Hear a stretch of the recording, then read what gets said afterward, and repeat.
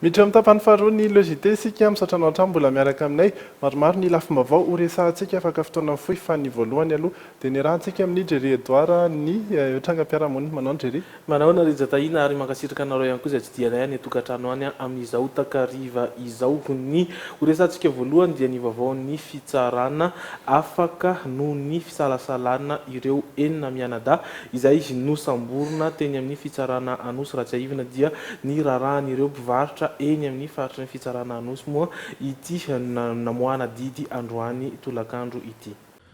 Hafaliana ny an'ireo mpivarotra eny amin'ny fitsarana Anosy raha nandre ny didy izay nivoaka io tolakandro io afaka noho ny fisalasalana. Androany ihany dia tokony efa hivoaka ny fonjan'ny Antanimoro ireo enina mianadahy voaroroy ary nampangaina onikomy nanandrana ny soloky ary nanao vony sy etraketraka.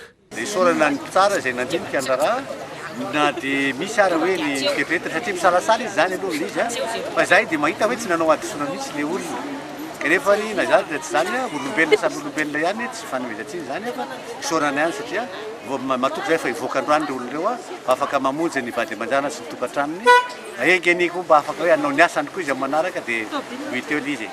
Verina amin'ny laon'ny fiainana eny amin'ireo mpivarotra amoron'ny tribonaly. Hatreto aloha dia tsy fantatra raha voatazona sa tsia ilay fandrarana amin'ny fivarotana manodidina ny faritry ny tribonaly. Ratsiaivina dia nisy olona avy amin'ny tribonaly nanaton'ireto mpivarotra ireto ary nanala azy ireo tsy ampiranty ny entam-barotra eny amin'ny faritry ny fitsarana fa voarary zany. Narahina fisamborana nefa zany ary nitazomana vonjomaika ireo mpivarotra teny Antanimoro. Mitoetrany kosa ny ady amin'ny zava-mahadomelina. Toetrany Rija Tahina satria dia tsy mitsahatra manao izay ady famongorana ny zava-mahadomelina izay ireo polisy ny STUP izay nahitam-bokatra indray satria dia tratra teny Ampasapito ny lera iray izay ahina ho tompony ireo rongony 630 gony milanja ray taonina mahery 80 sy 200 kilao izay sarona teny Antaninmenakely Ampitatafika ny zoma teo. Arahantsika ny fanazavana mikasika izay. Tamin'ny fatratraran'ireo rongony ray taonina mahery ny faran'ny herinandro lasa teo teny Antaninmenakely Anozizato dia nahazo délégation judiciaire avy amin'ny fitsarana ny polisy hisambotra ilay tena tompon'ireo rongony. Nahazo antsy avy tamina olona sara sitrapo ny polisy fa miafina ao Ambomirary Ampasapito ity tompona rongony tratra ity. Nidina teny an-toerana izy ireo omaly fa mbola tsy tao izy. Natao mifanaraha-maso ny toerana ka dia lehilahy iray ny voasambotra.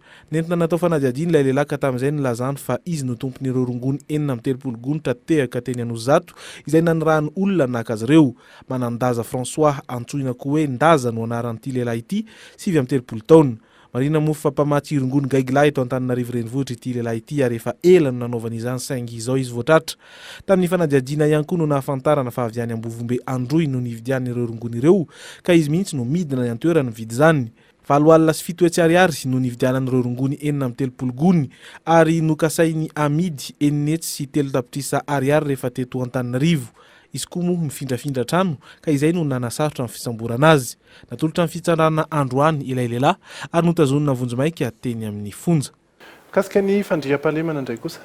Trano miisa 5 no indray nasesin'ireo jiolahy no tafiana teny amin'ny faritry ny 780 hektara tao anatin'ny alina iray izany hoe ny alin'ny alakamisy ifoa zoma no nitrangana izany. Isan'ny antony mety mahatonga izany ho ireo tompon'andraikitra eo anivon'ny fokontany dia nisy tsy fisian'ny takamoana ny ampola amin'ireny andron-jiro ireny na koa ny fahatapahan'ny herinaratra tsotra izao. Manararaotra ihany koa ireo jiolahy reheto ato fa nisesy nivakitrano manomboka avy any amin'ny Anosipatrana mahazo ny tanàna ambadiky ny Senam mary izao tonga aty amin'ny faritry ny 780 hektara izao indray. Raha ny teto atsimo izao dia miisa 3 ireo trano nataon'ireo jiolahy lasibatra. Tokony tamin'ny 3 tranga dia zavatra iray nisy trano nopotsohany zareo taremin'ny tato tato dia tsy fotsiny le satria niantso nisy olona nahita azy dia niantso polisy dia tonga ny polisy dia lasa nitsoka ry zalahy maty daholo ny jirama zay ny tena mbanovana iantso avy mihitsy amin'le jiro fa tena maizina ny tanàna dia manararoatra ny mpanao ratsy. Ty tsy antino ny tena nataon'izy ireo lasibara saingy voatsoka ara-potoana ny kirioka ka afaka nampandrenesina amin'ny tandro filaminana nitsoaka avokoa ireo jiolahy. Raha teto amin'ny fokotanin'ny 17 hektara atsimo dia efa misy ny lamina apetraka mikasika ny fandriampahalemana. Izan'ireo manamafy izany ny ministra ny filaminana anatiny teo aloha ny contrôleur général de police Rakotomian Tarzaka Organes. Mba misy ihany mba fa modalité fisorohana sy fifanairana eto amin'ny tanàna aty dia c'est ça qui a empêché le vol d'être commis. Fanampy aloha eto amin'ny fiarahamonina ary zay ny ilaina amin'ny tanindrazana la participation de tout le monde. Complexe ny sécurité ary manao an'izany zahay eto manome fanampiana andreo tanoranay zahay manao andromaso zay zany ny azo atao tsy zavatra vaovao foronina io fa zavatra atao mitohy mateza fa rehefa tsy mitohy mateza dia zay ny atao hoe routine ny fahavalon'ny fandriampahalemana. Fa tao amin'ny fokotany 17 hektara voany dia trano misa roa no indray voatafika, jiolahy misa enina ny rongo fiadiana mahery vaika no namaky ny trano. Lasa tamin'izany ny kojakoja isan-karazany sy ny vola amantapitrisany. Nasoany misorona daholo ny peratra rehetra teny tanana, ny borobeky, ny rehefa mety firavaka, ny telefona, ny vola rehetra sy vola tato an-trano zany alainy daholo. Dia preseny azametsika eo tena da avoy daholo fotsiny zavatra rehetra sy misy ao aminareo. Dia nakorotany hatrany fandriana, batainy daholo fandriana, ny lamba esorony daholo. Tsy nisy ny naratra na ny ainana fohy satria tsy nampiasa herisetra ireo jiolahy fa nandrahona fotsiny ihany. Izan'ireo antony mahatonga izany ny lehibe ny fokotany dia ny tsy fisian'ny takamoa amin'ny andron-jiro na ny fahatapahan'ny herinaratra matetika tatoato. Efa nisy ny fangatahana fiara-miasa nataon'ny fokotany saingy tsy misy mivaly izany ho izy ireo. Zavatra anankiray lehibe tena oranao anay zao dia ny fiara-miasa amin'ny tompon'andraikitra ny éclairage public. Dia efa mba misy moa tsy maintsy atao araka ny fisaon-javatra ary ara-potoana ny filazana izany ampandalovinay amin'ireo mpitandron'ny filaminana aloha voentinay any amin'ny tompon'andraikitra ny JIREMA ny éclairage public. Dia eo ilay fiara-miasa ao mampalahelo kely moa izany tsy dia afaka mamaly avy hatrany zareo fa mbola misy fotoana angatahany ka io angamba ny antony iray lehibe mety mampifongatra zavatra ny mpanao ratsy eto amin'ny fokotany. Maizina ny tanàna hoy ny ireo mponina ary morongatra izay tsisy ny asan-jiolahy izy ireo.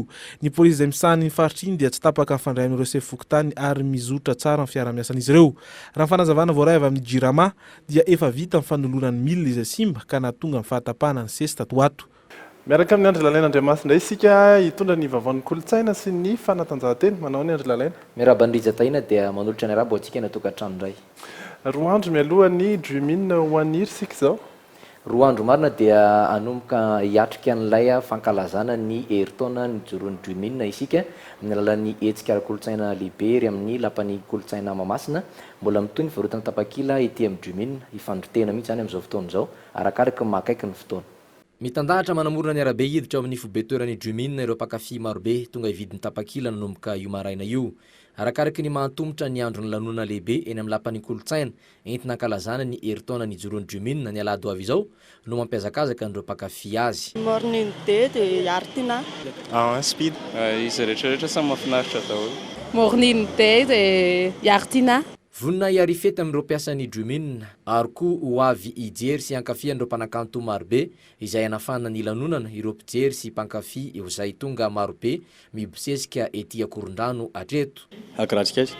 Agratsikaizy koa. Ania. Ambonjy. Rabosy. Tik-tik daholo zareo. Ito ety amin'ny fobe ety Akorondrano Rampitso tontolo andro ny fanjifanany tapakila amin'ny vidy mirary 3,000 ariary afana miara-mitsoka ny labozia voalohany amin'ny Drumine ary ifindrana amin'ny lapan'ny kolontsaina izay toerana anaovan'ny lanonam-be kosa izany alahady ho avy izao. Masirika ny Drumine any mikarakara le anamanoana anay tanora zany mba revianay le filenana Drumine. Mahafinaritra be mifandarana dia toizy foana. Lehibe fa tongava daholo. Tongava daholo amin'ilay fetin'ny Drumine fa mahafinaritra. Tongava daholo fa mahafinaritra be io. Afatra zany ho an'izay mpakafy Drumine pick-up daholo sûr. Mahafinaritra be Drumine dia mitongava daholo mijery fety. Mbola mijanety ihany ianao Andry Lalaina iresaka ny vaovaon'ny fanatanjahantena fa mialoha izay aloha dia hijery ireo vaovao avy any ivelany isika ny tena nanamarika eo amin'ny sehatry ny politika mbola mitana ny sainy maro ny ao Ezipta. Misy ihany koa ny vaovao hafakely sy ny vaovaon'ireo olo malaza iresantsika indray ny mpilalao sarimihetsika mahazo vola betsaka indrindra. Nilaza ho bakrombotra ny tanànany Detroit any États-Unis. 20 miliara dolara no trosany ity tanàna ity ary iray apahatelo ny mponina ao aminy no miaina ao anaty fahantrana.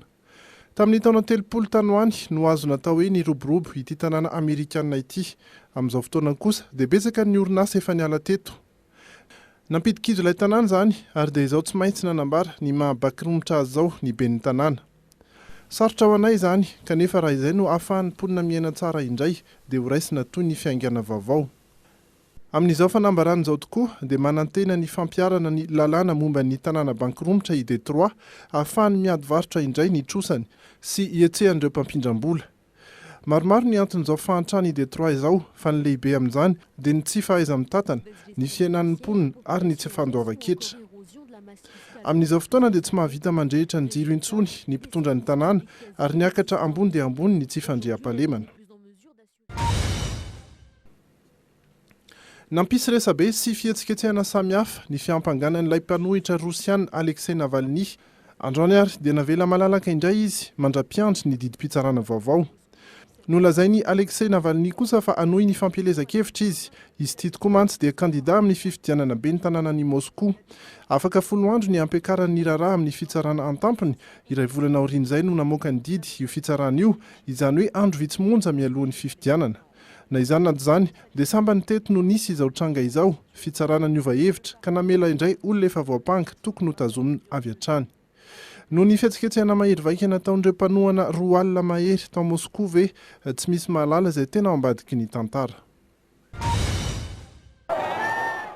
Any Kambodja dia niverina ao amin'ny tanindrazana i Sam Rainsy, 3 taona ny alokaloka tany Frantsa ity lehibe ny mpanohitra Kambodjiana ity.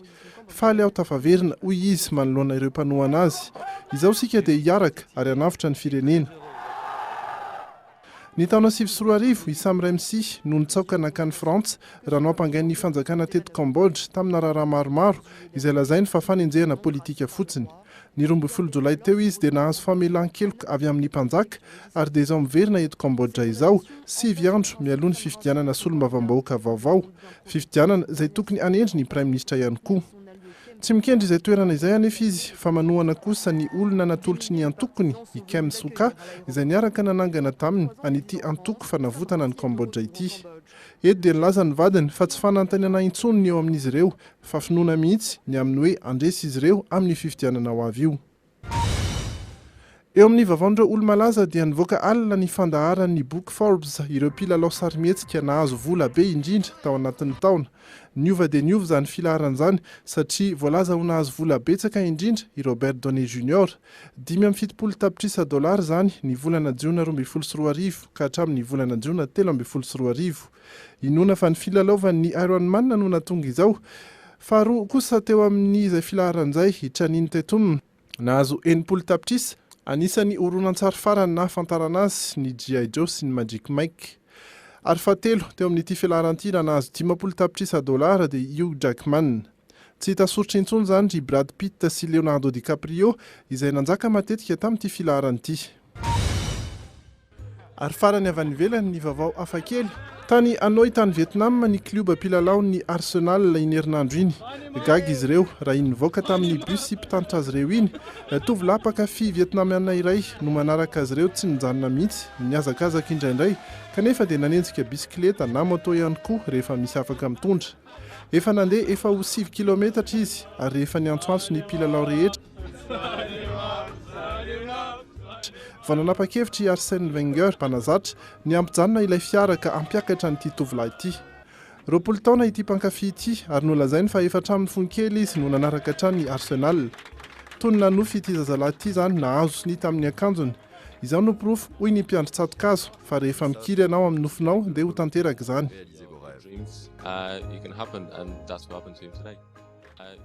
Ilalao amin'ny ekipa nasional no natongavan'ny kluba Arsenal teto Vietnam. Raha nantaniana ary ny tovolahy hoe iza no alainao Arsenal sa ny ekipa pirenenao dia hoy izy hoe izy roa samy alaiko fa ny ekipa pireneko no ambonimbony kokoa. Izay ny amin'iny ny eo amin'ny vaovaon'ny fanatanjahantena indray kosa dia momba ny basket. ny afrobasket na dia efa herinandro maromaro zay ny faranany a dia mbola mitohy hatrany ny akony zany isan'izany ny fanatanterahana androany ny fizarana ny loka ho an'ilay fananana oronan-tsary na vidéo sy ny pikan-tsary ho an'ny karakaray ny orinasa tserasera nanohana ny afrobasket. raha zana koa to sitraka mpianatry ny université katolika ho an'ny madagasikara eny ambatoroka izay monina eny androndra no nahazo ny loka voalohany tamin'ilay fananana oronan-tsary nitondra ny lohateny hoe le basket et vous na ny nareo sy ny basket nampanaovy ny orinasa tserasera telma zay mpanao ny ofisialin'ny fiadina zay tonakany afrika taranja basketball ho an'ny sokajaza latsaky ny 12 taona na ny afro basket U16 ity oronan-tsary izay milalao basket ity no nahazo gema misa 5 sy arivo tamin'ireo oronan-tsary sivy ny fanina tao amin'ny pejin'ny fan du telma tao amin'ny Facebook.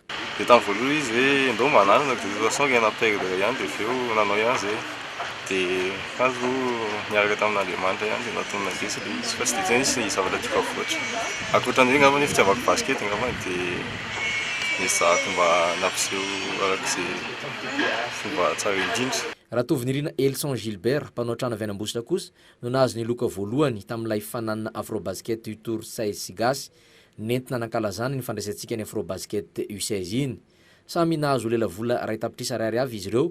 Iny ihany koa ny antsika mamarana ny logité fa alohan'ny tena hifaranana dia omenanao ny mety ho toetry ny andro sy ny toetry ny anio alina ny maripanany amin'ny anio alina dia sivy ny mafana indrindra amin'izao fotoana izao ary enina mangatsika indrindra kosa rahampitso maraina amin'ny anora sy iraika amin'ny 20 minitra ny masoandro no hiposaka jerentsika indray ny amin'ny rahampitso tontolo andro ny maraina no misy ny rahona fa ny ao aorian'izay dia hiposaka ihany masoandro 12 degré celsius ny mafana indrindra rano maripana ho an'ny tontolo andro ny rahampitso.